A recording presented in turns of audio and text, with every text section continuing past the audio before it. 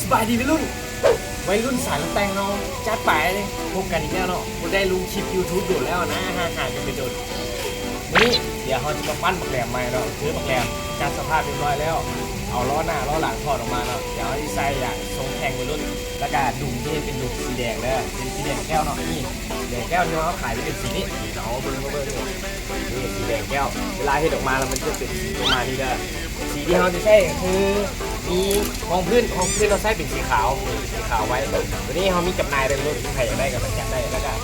ลงห้องพื้นสีขาวแล้วก็ตามด้วยแดงแก้วเนาะแดงแก้วแล้วก็เขามาลงแลกเกอร์อันนี้แลกเกอร์ 1K เลยรุ่นแลกเกอร์จะประมาณนี้เดี๋ยวเราจะมาเบิ้งเอาที่ซีดบอลลูกหน้าอูนึงแล้วก็เอาสีก่อนอูเมฆอ่ะมีเราจะมาซีเขาจะมาลงสีคือโชกหน้า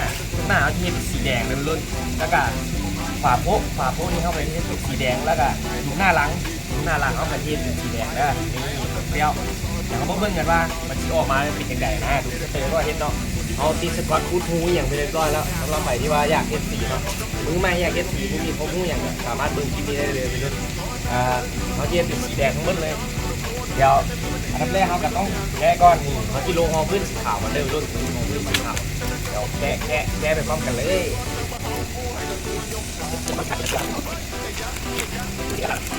ลงเขาที่ลงดุ่มสเตย์ก่อนได้เนี่ยเขาที่ลงดุ่มสเตย์ก่อนดุ่มสเตย์ลงห้องพื้นสีขาวเลยตอนนี้จะเปลี่ยนก่อนที่ว่าสีเดิมๆรถเนาะยังโมทันได้สีเนี่ยยังโมทันได้ลงแลกเกอร์อย่างเดี๋ยวเบิ่งว่าหลังจากที่มันเร็วแล้วมันสีแบบ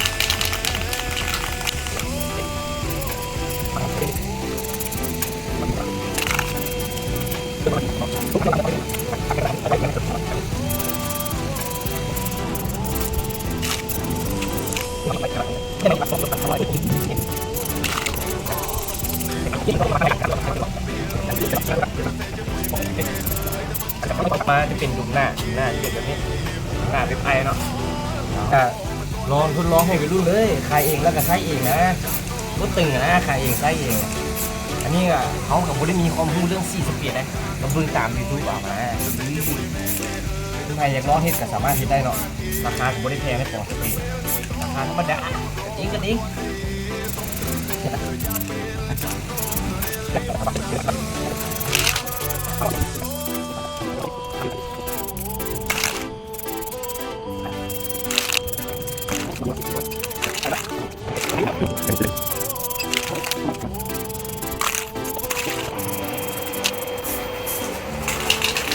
โอเคเรียบร้อยอันนี้ลงห้องพื้นไว้ก่อนแล้วยังซิมาสีขาวทัดอีกห้องหนึ่งเลยเดี๋ยวปล่อยให้มันแห้งประมาณ30 นาทีเนาะแล้วก็เอาไปตากแดดเด้อสำหรับใครที่ว่าสีเรียบร้อยแล้วเอาไปตากแดดเนาะความร้อนมันจะช่วยให้สีมันแห้งไวแล้วนี่เอาไปตากหลังจากที่เราลงสีขาวไปเรียบร้อยนะสีขาวธรรมดาแล้วเอาชิมลงแดงแก้วดูรุ่นนี้แดงแก้วจะเป็นปล่องประมาณนี้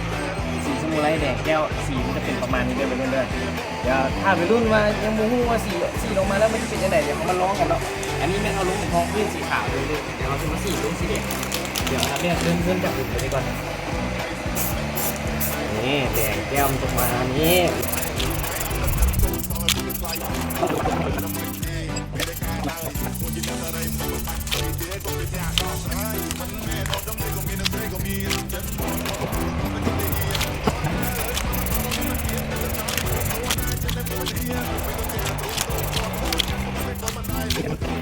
เดี๋ยวเขาลงแดงแก้วแล้วเดี๋ยวเขาจะไปลงเคลือบเงาด้วยแลกเกอร์เคลือบเงาตัวนี้ยังโมทันได้เคลือบเงาได้ยังโมทันได้ลงแลกเกอร์เคลือบเงาได้เดี๋ยวเขามาเบิ่งกันว่าลงแลกเกอร์เคลือบเงาแล้วมันจะเงาสำแดงนะจะไปรุ่นชาที่ตามตัวก็ไปลงแลกเกอร์เด้ออันนี้เป็นแลกเกอร์เคลือบเงา 1K เด้อรหัส K1K นี่จะเป็นประมาณนี้แลกเกอร์มันจะเป็นปล่องน้อยเดี๋ยวเขาจะมาลงใส่ตัวนี้แล้วมาเบิ่งกันว่ามันจะเงาสำแดงนะรุ่น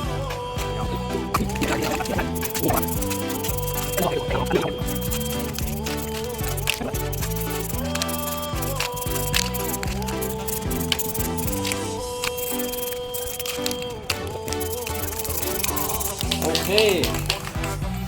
จัดไปวัยรุ่นเดี๋ยวมาเบิ่งผลงานกันว่ามันจะออกมาเป็นแบบไหนรอถ่ายสีมันแห้งแล้วครับผมที่หลังจากที่เราเฮ็ดสีเรียบร้อยแล้วเดี๋ยวเราจะมาให้เพิ่งผลงานนะนี่สีแดงแก้ว FC ว่าจังได๋เรียวโบเห็นด้วยโอ้โหเงาอ่ะนะโคตรเงา อันนี้เป็นดุมข้างหน้านี่คงจะประมาณนี้คนเหลื่อมว้านี่ด้านหน้าเป็นประมาณนี้นี่ตัวนี้ดุมข้างหลังประกอบใส่มันจะทรงประมาณนี้นี่โคตรเปรี้ยวปลาอันนี้ฟ้าขวาโป๊ะแล้วก็ดุมหลังจะประมาณนี้นี่ให้เบิ่งแล้วก็ดุมสเตอร์จะประมาณนี้นี่โคตรเฟี้ยวไปเฮ็ดกันได้วัยรุ่นเฮ็ดเองก็เงาขึ้นกันนะจัดไป